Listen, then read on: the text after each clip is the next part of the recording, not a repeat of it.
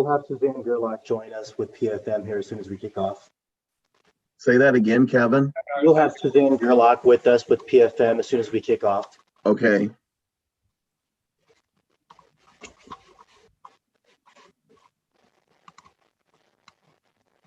Hey, we're live.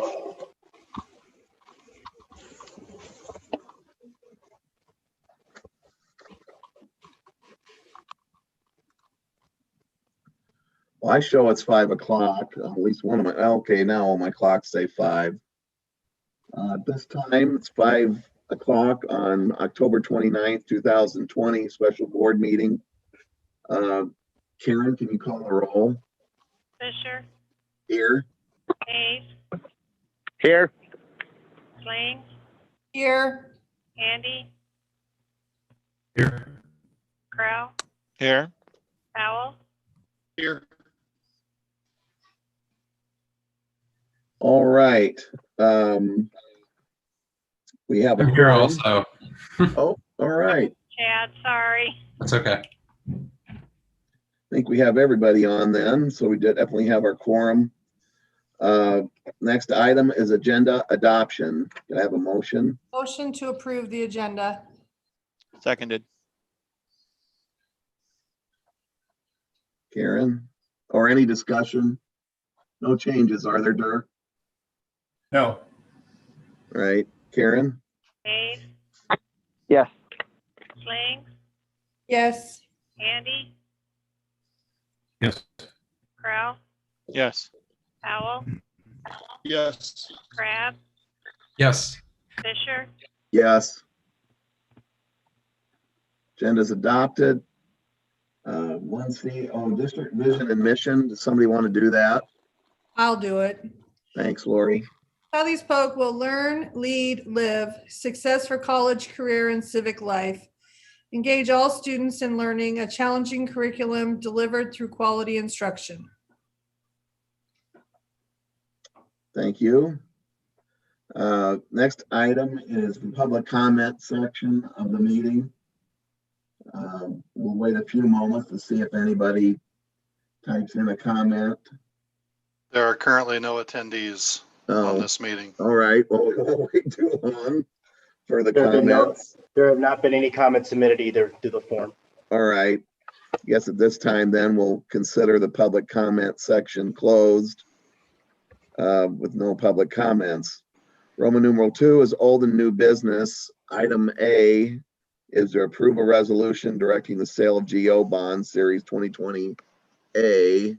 Do I have a motion? Motion to approve.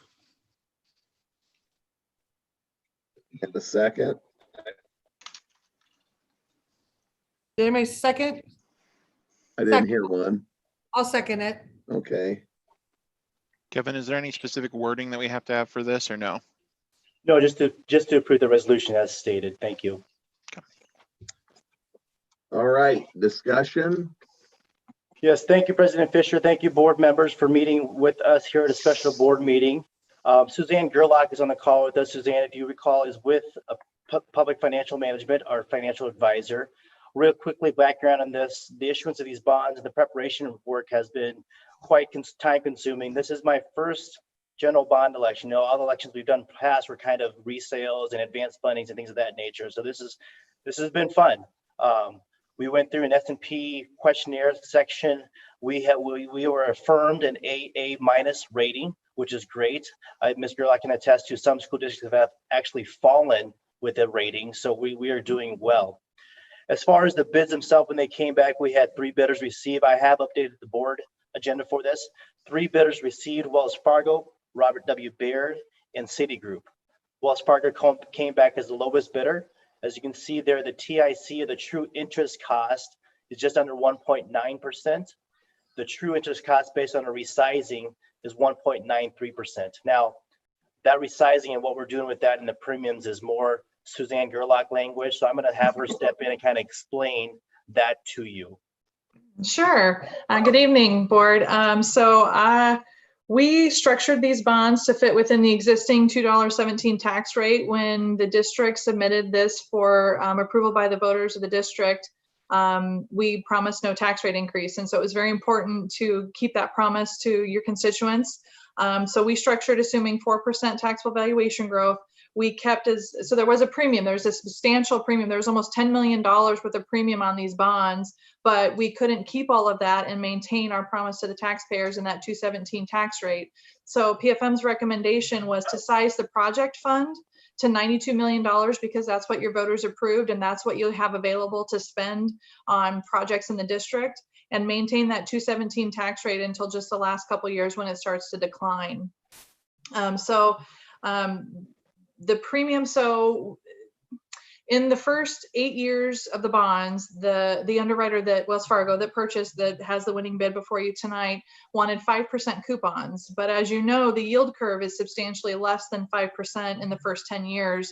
So year one yields were starting at 33 basis points. And so in order for the underwriter to ask you to pay 5% coupons over the term of the bonds, they have to give you the cash value or pay a premium on those bonds up front to make it equivalent to the yield or the rate that you should pay based on your credit. So instead of 5%, this should be 33 basis points. So they have to pay you over 100% of the value of the par volume of bonds, give you the cash up front to make it equivalent to the 33 basis point yield. And so that overall, over the $92 million schedule over the 15 years was nearly $10 million. And so, like I said, we didn't keep all of that premium. We kept a small portion of it, and we're funding the project fund at the $92 million that the voters approved, which I felt was important to stay true to that number. But the par amount of the bonds that we're issuing is only $85,330,000 plus the premium, funding projects at $92 million, paying cost of issuance. And that also includes paying half of the interest due on May 1st, 2020 that wasn't budgeted. So we call that capitalized interest. So we were able to take the premium to help pay for half of the interest payment due May 1st of 2021 and use a portion of your cash balance in the debt service fund for the other portion because the interest cost was a little bit more than PFM anticipated in year one. And so I would have liked to have seen more than 3 bidders today, but this has been an extremely heavy volume week for the municipal market. We were near record volumes of issuance this week. Issuers around the country are taking advantage of low interest rates, and everybody wanted to get their bonds sold before the election next week, not knowing what changes that would bring. And so I would have liked to have seen more than 3 bidders, but I'm very pleased with the rate that we got from Wells Fargo. So I think that the board should feel good about issuing 15-year bonds for 1.93% tonight. And just to simplify it a little bit, because there were a lot of numbers thrown there, Suzanne, just to simplify it a little bit, we're going to pay back $85.3 million in par value bonds. We're going to get $92 million up front. The difference is that we're going to look like we're paying higher interest rates for those bonds because we're getting that money up front. So the what we call the present value or the time value of money spread out still keeps the true interest cost to that 1.93%. Yes, that's correct. Yes. And because we have the tax rate constraint and because the larger premiums were earlier on in the debt service schedule, we had to push more principal back, which is what raised the TIC slightly from the original bid amount.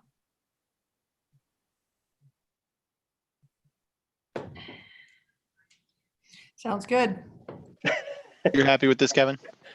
Yeah, I mean, under 2% in this market, if you take a step back, not even pandemic wise, just take a step back globally about what 2% means on a 15-year bond. It's unprecedented. Okay. You're muted, Brett. And I've Thanks, lost Ed. my view altogether for some reason. Oh, there everybody is again. Good. Hey, Kevin, last time we took bonds out, what was our interest rate? I'd have to look that up, Brett. As far as the revenue bonds, Suzanne might actually have that on her fingertips Yeah, right now. that's what I'm looking it up for you right now. Like for the high, is that what you're talking? Well, the last time we issued bonds was in 18 for a refunding for some save revenue bonds. And that was at an interest rate of 2.95%, but those were revenue bonds, not GO. The last GO bonds that were issued was my favorite, near and dear to my heart. The refunding we did back in 2015. Yeah, because we were at 6 or something, weren't we?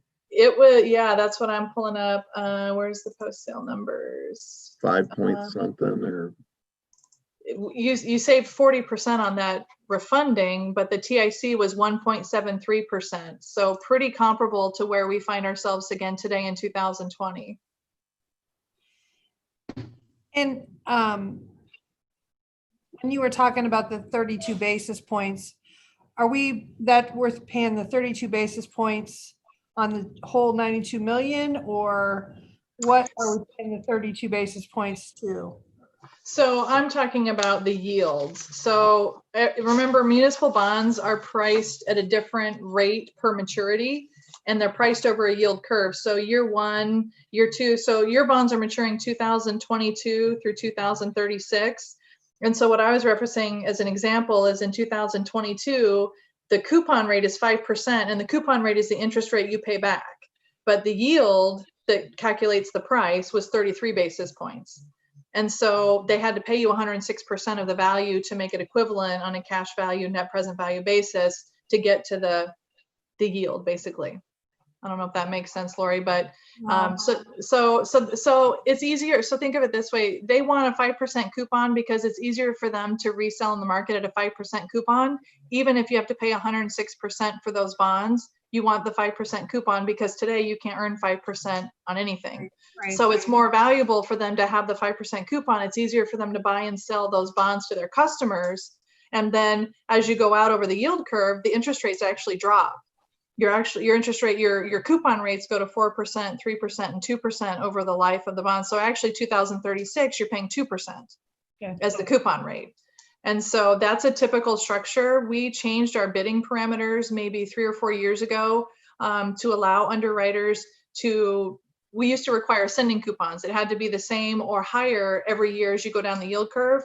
But we found that basically we can take more advantage of the low interest rate environment by allowing them to give us lower coupons in the later years, which are what cost you most interest along the yield curve. And so rather than making them do 5% the whole time and then we refund them later, we're allowing them to bid 2% and take advantage of the low interest rates now.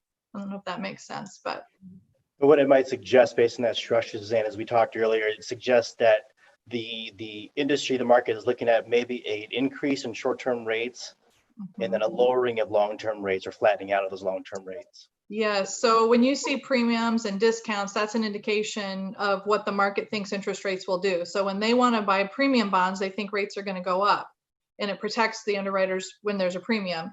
If they think rates are going to go down, they'll bid lower. And so that's what this bid makes me think, is that they think rates are going to go up short term, and they think rates are going to either stabilize or go lower long term.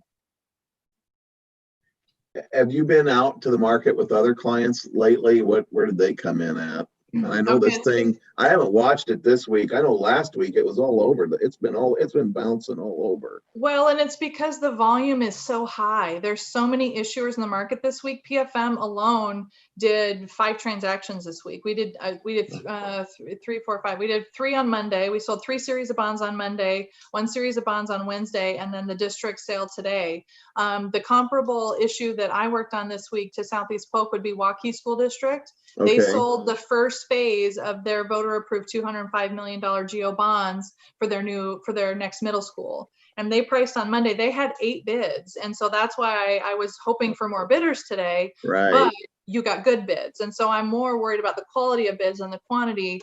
And Sure. they are 1 notch higher than you. They're a AA2, which is 1 grade higher than you. And they paid 175, I think. All right. So we're where we should be, it sounds like. Yes. Yeah, I wouldn't have been as happy if we didn't get Wells Fargo's winning bid. There was 22 basis points between them and the second place bid. And Wow, that's a big spread. Yeah, that is big. Yeah. So, but we got the same bidders, and actually Citigroup that came in last for you is who won Waukee on Monday. Okay. And so that tells you either they bought enough and they weren't being as aggressive because they had enough in inventory to sell, or I think it's a little bit of fatigue from the activity. Yeah, and I think right. by Thursday, your customers are not picking up the phone as much. Right. They don't have it's just harder to move after a high volume week. So Interesting. yeah. Going forward, no other special board meetings for us or for you all to in this group. We authorize the issuance of the proceedings November 19th, and we close on the bonds December 8th. Those are all board meeting dates. Besides the Okay. 8th. The 8th isn't a board meeting, it's just something we need to do from our side administratively.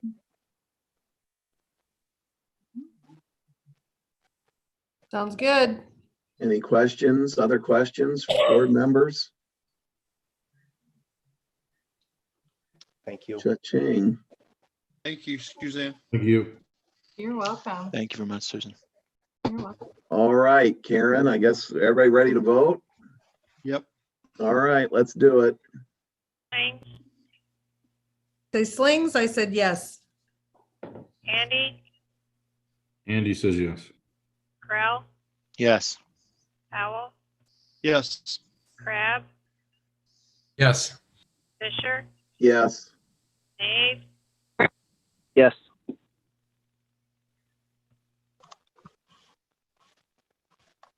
Yes. All right, motion's approved. Nothing else for the good of the matter? Take a motion to adjourn. Motion So to moved. adjourn. All right, we're adjourned. Thank you, Thank everyone. you all. Thanks, Suzanne. Yeah.